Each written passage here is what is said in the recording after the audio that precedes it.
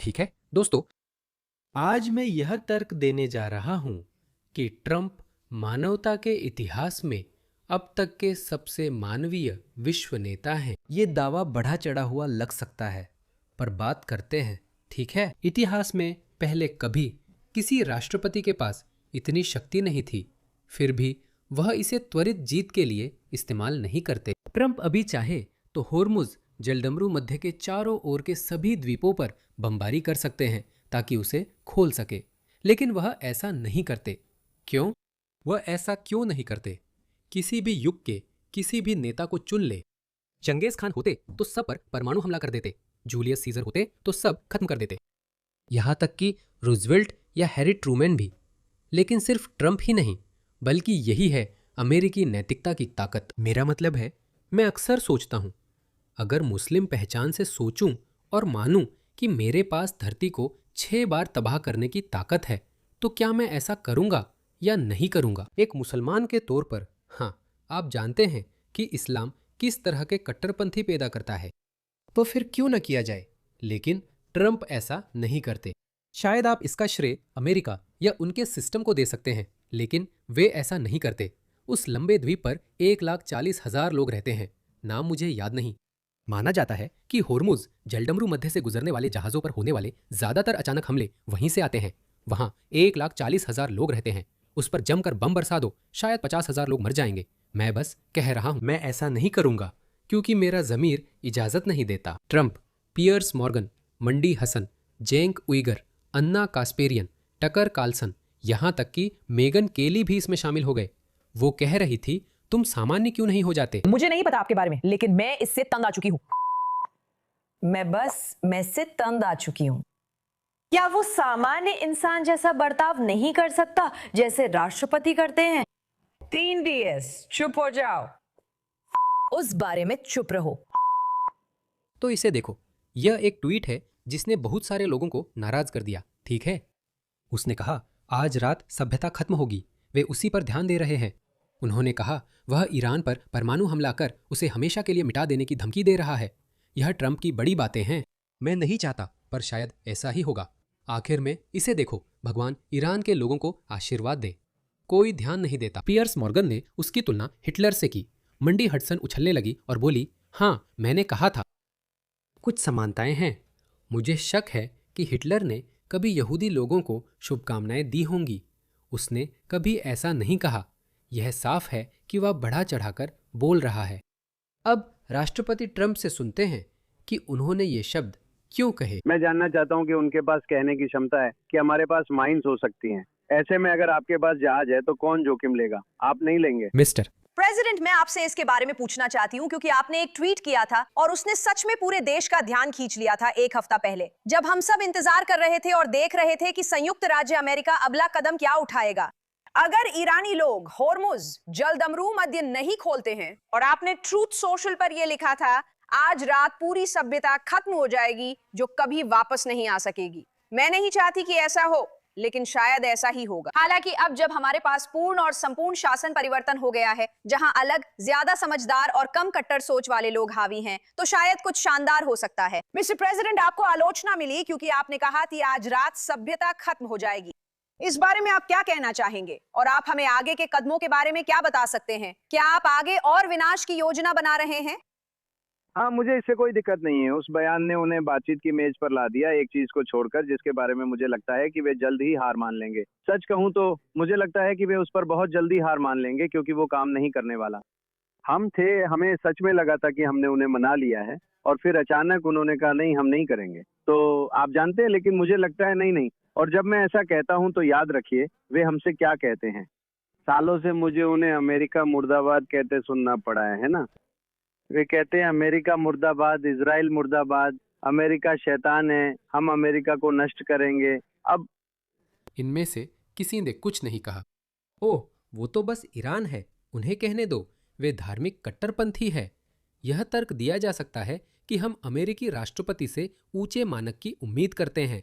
चलिए इस विकल्प को भी देखें। पिछले राष्ट्रपतियों ने इस तरह बात नहीं की है। उन्होंने अतिशयोक्ति में बात नहीं की है। क्या अमेरिका मुस्लिम दुनिया का चहेता बन गया या उसका दुश्मन? नहीं। लोग कहते हैं कि यह युद्ध अंतर्राष्ट्रीय कानून के खिलाफ है, जबकि अफगानिस्तान युद्ध उसी कानून के अनुसार था। क्या अमेरिका अचानक मेहदी हसन या अन्य मुसलमानों का पसंदीदा बन गया? नहीं, तब भी अमेरिका से नफरत थी। अंतर्राष्ट्रीय कानून काम नहीं करता। यह अतिशयोक्तिपूर्ण भाषा बेकार है। ट्रंप सामान्य राष्ट्रपति नहीं है। मेगन केली पूछती है, आप सामान्य क्यों नहीं हो सकते? सच में मेगन केली, क्या आपको यह बात कल ही पता चली या इस ट्वीट के बाद कि ट्रंप सामान्य नहीं हो सकते? जब उन्होंने आपको कुख्यात रोजी ओडॉनेल वाली टिप्पणी से चुप करा दिया था, क्या तब आपको नहीं पता था कि ये आम राष्ट्रपति या उम्मीदवार नहीं हैं? आप जानते थे वो कौन है, फिर भी उनके दूसरे कार्यकाल से पहले चापलूसी की। मेगन केली ने उनकी बहुत चापलूसी की और बार बार उनसे रोजी ओडॉनेल का मामला भूलने को कहा, जबकि मुझे लगता है उस वक्त मेगन केली सही थी, क्योंकि हम सब ये समझ रहे थे कि राष्ट्रपति ट्रंप कैसे नेता है। ईमानदारी से कहूं तो उस समय जो बातें सामने आईं, जैसे grab him by the pussy, वे राष्ट्रपति जैसी नहीं थीं। हम जानते हैं कि लोग ऐसी बातें करते हैं। मेगन केली ने भी निजी तौर पर दूसरों के बारे में अनुचित टिप्पणियां की होंगी, जो सामान्य है। हम सब राष्ट्रपति जैसे नहीं होते, ठीक है? हम अंतर्राष्ट्रीय राजनेता की तरह पैदा नहीं होते कि हर शब्द सोच समझ कर बोले। तो हमने बहुत पहले ही सीख लिया था कि राष्ट्रपति ट्रंप कोई आम राजनेता नहीं है। वो नहीं है, वो एक व्यवसायी है। उनका ध्यान सौदे करने पर है। तो वो इस तरह की जोशीली अतिशयोक्तिपूर्ण भाषा का इस्तेमाल करते हैं, जैसा कि आपने खुद उस आदमी से सुना, ताकि सामने वाले को बातचीत की मेज तक लाया जा सके। अब मुझे अपने तर्क को विस्तार से समझाने दीजिए कि वो सबसे मानवीय राष्ट्रपति क्यों है। ट्रंप बेहद घमंडी है, ये सभी जानते हैं, और मुझे लगता है ये ठीक भी है, क्योंकि सफल लोग उस स्तर तक नहीं पहुंच सकते अगर उनमें आत्मविश्वास न हो, अगर वे अपनी उपलब्धियों पर गर्व न करें, या अगर वे वो अतिरिक्त प्रयास न करें जो आम लोग जैसे आप और मैं करने को तैयार नहीं होते। वो वहाँ 2 बार पहुँचे, वो कहेंगे 3 बार, पर मान लेते हैं 2 बार।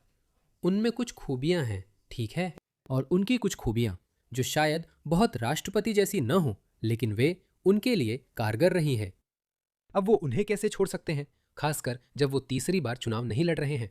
हाँ, मुझे पता है मध्यावधि चुनाव आने वाले हैं तो उन्हें चिंता होगी, लेकिन मुझे नहीं लगता कि वो उनकी उतनी चिंता करेंगे जितनी एक राष्ट्रपति को अगला कार्यकाल जीतने की होती है। याद है वो बराक ओबामा का हॉट माइक वाकया, जब उन्होंने कहा था, अगले राष्ट्रपति चुनाव जीतने तक इंतजार करो, फिर सब बदल जाएगा। राष्ट्रपति ओबामा आज वॉशिंगटन से दूर दक्षिण कोरिया में परमाणु सुरक्षा पर विश्व नेताओं के शिखर सम्मेलन में शामिल हुए, लेकिन राष्ट्रपति की राजनीति से वो नहीं बच सके, खासकर जब उनकी रूसी राष्ट्रपति से की गई टिप्पणी लाइव माइक्रोफोन में रिकॉर्ड हो गई। ये मेरी जिंदगी है और ये जगह आपके लिए है। ये मेरी जिंदगी है और मुझे आपसे और भी बातें करनी है। मैं ये जानकारी व्लादिमीर को भेजता हूँ और मैं उनके साथ खड़ा हूँ। यह सर्वविदित है कि राष्ट्रपति दूसरे कार्यकाल में पहले से अलग होते हैं। वे उन्हें बातचीत के लिए अतिशयोक्तिपूर्ण भाषा का उपयोग कर रहे हैं। क्या यह अद्भुत नहीं है? ट्रंप जितने घमंडी है, उतना ही खुद को टैको ट्रंप जैसे नामों से बुलाए जाने के लिए तैयार रहते हैं। वह डर कर पीछे हट जाते हैं, पर धमकियां पूरी नहीं करते। क्या यह अद्भुत नहीं है? कल्पना कीजिए कि मैं कुछ देता हूं, बस खुद को उसकी जगह पर रखिए। तो ट्रंप से नफरत करने वाले उन्हें टैको ट्रंप कहते हैं। ट्रंप हमेशा डर कर पीछे हट जाते हैं। क्या यह मजाकिया नहीं है कि वह सच में डर कर पीछे हट जाते हैं? वह अपनी धमकियों पर अमल नहीं करते। उन्होंने ईरानी सभ्यता का अंत नहीं किया। उन्होंने उन पर बमबारी नहीं की, जबकि वह कर सकते थे। और वह इस बात को अपमान के रूप में स्वीकार करने को भी तैयार है कि ट्रंप हमेशा डर कर पीछे हट जाते हैं। तो अब ट्रंप कह रहे हैं कि ठीक है, जानते हो क्या, हम एक बड़ा खूबसूरत नाकाबंदी करने जा रहे हैं। कोई अंदर नहीं जाएगा, कोई बाहर नहीं आएगा, जो पूरी तरह से ठीक है, क्योंकि बहुत से लोग आलोचना कर रहे हैं कि हम ईरान की इस्लामी सरकार को चीन और जापान और शायद सिंगापुर को तेल भेजने की अनुमति दे रहे हैं, लेकिन उन देशों को नहीं भेजने दे रहे हैं जिन्हें वो पसंद नहीं करता। लोग कह रहे हैं कि ईरान का इस्लामी शासन खूब पैसा कमा रहा है, लेकिन तर्क का दूसरा पक्ष यह था कि कम से कम कुछ तेल बाजार में वापस आ रहा है, जिससे तेल की कीमतें स्थिर होंगी। खैर, चलिए मैं इस तर्क को यहीं समाप्त करता हूं। क्या ये चौंकाने वाली बात नहीं कि ट्रंप अपनी धमकियों पर अमल नहीं करते और टैको ट्रंप जैसी बेइज्जती भी सह लेते हैं? देखिए, हर बार जब वह अपनी धमकियों पर अमल नहीं करते तो इससे उनकी विश्वसनीयता को नुकसान पहुंचता है। लोग पहले से ही जानते हैं, आप जानते हैं, वह बस बढ़ा चढ़ाकर बोल रहे हैं, वह इसके बारे में कुछ करने वाले नहीं हैं। समय के साथ आपकी धमकियों का असर खत्म हो जाता है और उन्हें इससे कोई दिक्कत नहीं है। मुझे नहीं पता, मुझे लगता है कि अंत में उन्हें बड़े पैमाने पर नागरिक बुनियादी ढांचे पर बमबारी करनी पड़ेगी, क्योंकि देर सबेर उन्हें हार माननी पड़ेगी, क्योंकि ट्रंप के पास सारे पत्ते हैं। अमेरिका ऐसा कर सकता है। बमबारी जारी रखो। कैप्टन अमेरिका ने कहा था, मैं ये पूरे दिन कर सकता हूँ। अमेरिका सच में कर सकता है। हमारे पास काफ़ी तेल है और हम ज़्यादा निकाल सकते हैं। सप्लाई लाइनों को फिर से व्यवस्थित करना होगा। अमेरिका भी ज़्यादा तेल निकाल रहा है। मुझे नहीं पता, लगभग 150 तेल कंटेनर अब अमेरिका की खाड़ी जा रहे हैं और इससे तेल की कीमतों में कुछ स्थिरता आ सकती है। बस यही है, यही एकमात्र छोटा सा कार्ड है जो ईरानियों के पास है। संघर्ष जितना लंबा चलेगा वैश्विक अर्थव्यवस्था के लिए उतना ही बुरा होगा। लेकिन इसका एक और तर्क भी है, जितना ये चलता है दुनिया खुद को ढाल लेती है, क्योंकि वो हमेशा आगे बढ़ती है, दुनिया रुकती नहीं। हम और तेल ढूंढ लेंगे, कहीं ना कहीं खुद को ढाल लेंगे। ईरानियों के पास उतनी रणनीतिक बढ़त नहीं है जितनी वे समझते हैं। मुझे लगता है ट्रंप सबसे मानवीय राष्ट्रपति है। वो ईरान को तबाह कर सकते हैं, लेकिन ऐसा नहीं कर रहे। लेकिन मुझे डर है कि ईरान में ये दयनीय धार्मिक इस्लामी कट्टरपंथी लोग गलत आकलन कर बैठे हैं। सबसे अहम उनमें शहादत का जुनून है। ये कट्टरपंथी खुद और देश दोनों को बर्बाद कर देंगे, जैसे हिटलर ने किया। हिटलर आत्मसमर्पण कर सकता था, लेकिन उसने आखिरी आदमी तक लड़ने का आदेश दिया। कट्टरपंथी यही करते हैं। मुझे उम्मीद है ट्रंप भी पीछे नहीं हटेंगे। इंटरव्यू में वो शांत और अपनी शैली में थे। मैंने उनसे ये सीखा है, इसलिए उम्मीद करता हूँ कि ट्रंप पीछे नहीं हटेंगे। मुझे उम्मीद है कि हॉर्मुज़ जलडमरू मध्य सुरक्षित रहे, ताकि हम इस्लामी शासन पर दबाव बना सकें और ईरान की जनता सत्ता संभाले। मुझे नहीं पता ऐसा होगा या नहीं, पर हम अच्छे नतीजे की उम्मीद कर सकते हैं। युद्ध अभी खत्म नहीं हुआ है। मैंने युद्ध विराम के समय भी यही कहा था। ट्रंप हार मान रहे हैं, ये सारे बंदर लोग। हम खुशी से फूले नहीं समा रहे हैं, पर ट्रंप ने सब छोड़ दिया। वो क्या था? उसने कुछ भी नहीं छोड़ा है।